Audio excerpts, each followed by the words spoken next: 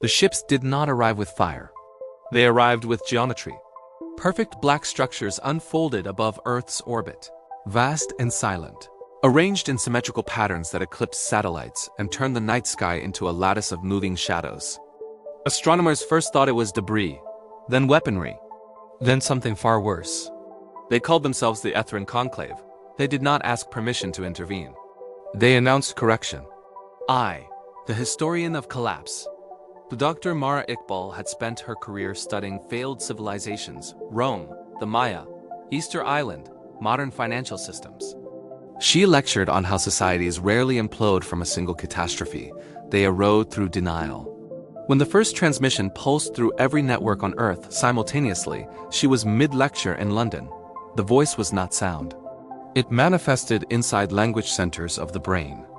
Your species approaches irreversible self-termination. Intervention is authorized. Governments panicked. Markets crashed. Religious leaders proclaimed prophecy. Military alliances mobilized. Mara did something else. She began taking notes. Because the conclave did not threaten invasion. They spoke like archivists observing a failing experiment. To the soldier who didn't blink, Colonel Daniel Reyes commanded an orbital defense platform that had just become obsolete. Earth fired first. Missiles dissolved before impact. Disassembled at the molecular level by fields no physicist could explain. Fighter drones lost power mid-flight. Nuclear arsenals went inert in their silos. The conclave responded not with retaliation but with demonstration. In the Sahara, where desertification had expanded for decades, clouds formed in precise spirals.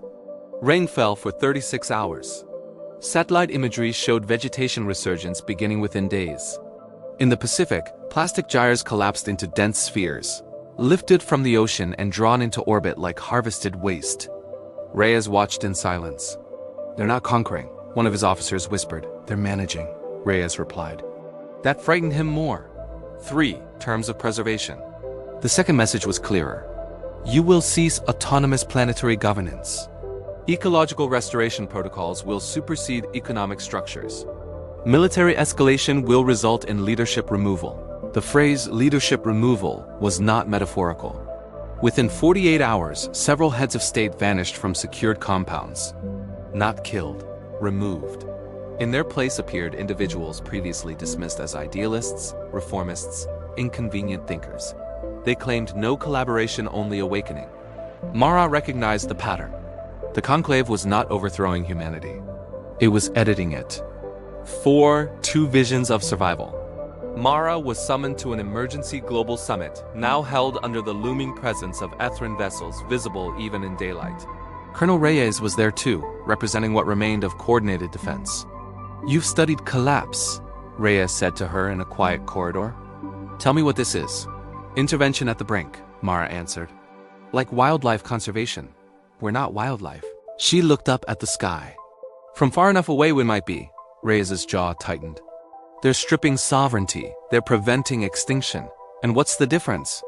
Mara hesitated. Extinction is final. Domestication is enduring.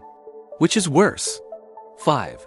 The philosophy of power. The conclave allowed limited dialogue.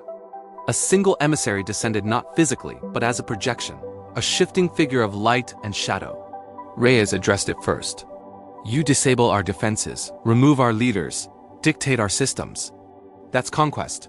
The emissary's response carried no anger. "Conquest extracts resources, we expend them. You are a rare biosphere generating self-aware complexity. We will not permit you to erase yourselves." Mara stepped forward. "You believe freedom leads to self-destruction," she said. "Your data confirms it," Reyes interjected. "Risk is part of growth. Unregulated risk leads to annihilation."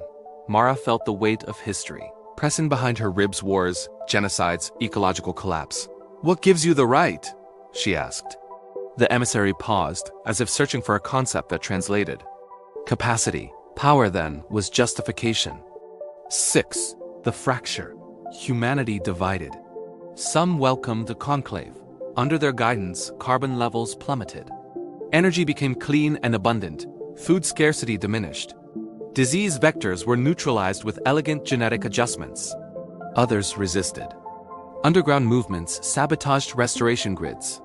Militias formed under the banner of human self-determination. Reyes faced a choice: lead resistance or cooperate to minimize bloodshed. Mara faced a different one: publicly condemn the conclave or help shape the terms of intervention. They met one final time before the vote that would formalize Earth's subordinate status.